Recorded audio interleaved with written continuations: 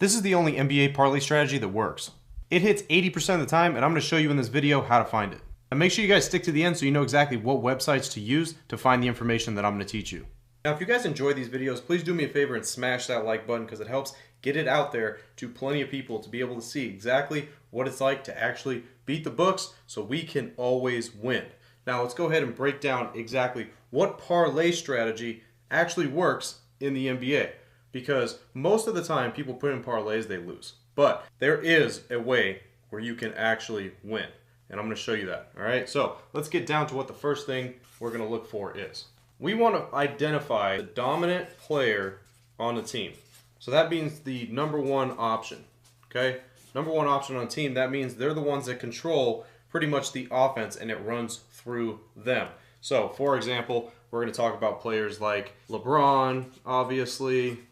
I mean, maybe not right now, ish, but players like LeBron, Giannis, who else? We got Jokic, players like that, okay? Your number one options on the team, the offense is going to run through them. That's what we want to focus on first. So on any given day, make a list of the number one players on that team. Now, if you're new to the NBA and you don't quite know, who the number one players are, all you have to do is be able to look up the usage rate, all right? So usage rate percentage on the team. So, and I'm going to show you a little bit later on how you could find exactly what the usage rate is, but that is what you want to look for. The players that have the highest usage rate are going to be your number one players on the team. Now, once you have identified the correct players and you have a list of players, the next thing we're going to look at here is fantasy points. Okay? Fantasy points allowed. So what we're going to be doing here is we're going to be correlating fantasy points to what they're actually doing on the court for their points, rebounds, and assists. All right, so your fantasy points are going to correlate of your points, rebounds, and assists. Okay, we're going to be looking at that one player for their fantasy points allowed, the defense that they're going against. Okay, so the defense that they're going against should be in the bottom five in fantasy points allowed per their position, not overall, but per their position. All right, so if Jokic, for example, is one that we're looking at, the fantasy points allowed for the defense needs to be bottom five versus centers, right? Because Jokic is a center. So that is where you need to be able to look. You need to make sure that they are giving up plenty of points to centers that are in the bottom of the five if we're looking at a center. Now, same thing goes for, Giannis, LeBron. Giannis could be a power forward sometimes, so we look at power forward. LeBron, small forward, sometimes maybe play power forward, so we need to look at the forward position for fantasy points allowed per that position. Make sure, once again, it's in the bottom five. Okay, we want teams that give up plenty of points to the position of that number one player on that team. Now, number three, we're going to take that player and we're going to look at a same game parlay. All right, same game parlay, which is what? The SGP. That's what we're looking at here. Okay, we're looking at a same game parlay with the one player. Now, I'm going to show you guys why this makes sense in just a second, because you're probably looking at it and thinking that maybe we're going to do parlays, putting teams together, whatnot. We don't need to do that. We need to focus on one player, and he needs to do a couple things for us in order to make this happen. Now, for that same game parlay, we're going to focus on their points, their rebounds, and their assists. Individually, their individual stats for points, rebounds, and assists for that one player. So, for example, we've been using Jokic as an example. We're going to use that again. All right, we're going to say that he has that great matchup, and we're looking at a same game parlay for his points, rebounds, and assists individually. Now, the numbers that we want to take for his points, rebounds, and assists individually need to have a 90% win rate against the similar defenses that are in that bottom five that he's going against, okay?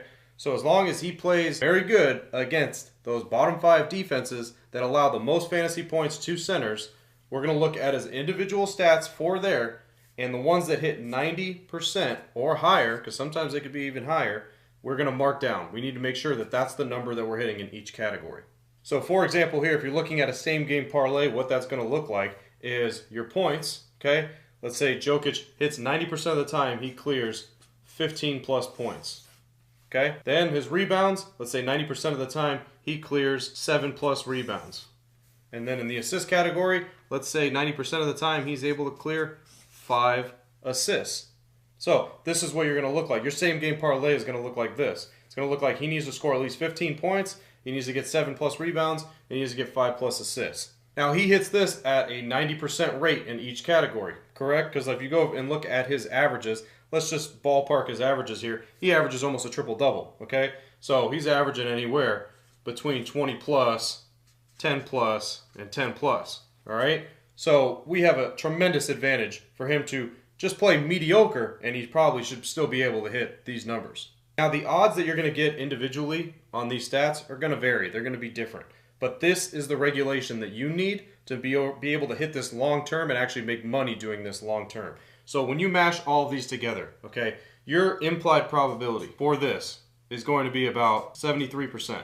So you need your odds, when you put these together, your same game parlay odds need to be below -260.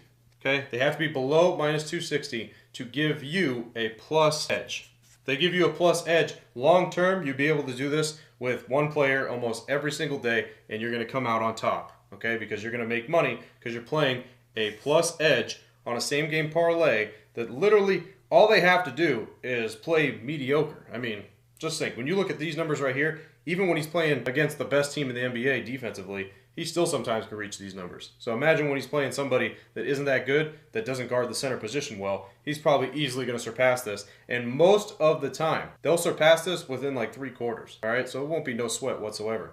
So think about that now. You're going to put in a same game parlay bet that there actually is no sweat to, and you actually win rather than all these outrageous parlays that everybody else puts in and they never have a shot at winning. Now, if you guys want to bypass all this information and you don't want to do it yourself and you just want it done for you, all you guys got to do is click the link in the description, and I post the plays that fit these criteria every single day. Now, let's talk about the websites that you need to find this information. All right, so usage rate. Usage rate you need because if you don't know who the #1 is on the team, and sometimes you might think you know, but if you look at usage rate, it speaks another language there.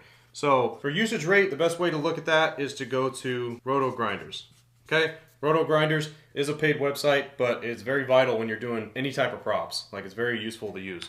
Okay, but on there you'll be able to find the usage rate, and that is under lineup HQ on Roto Grinders. You're able to find the usage rate on there. All right, it'll be labeled as USG percentage.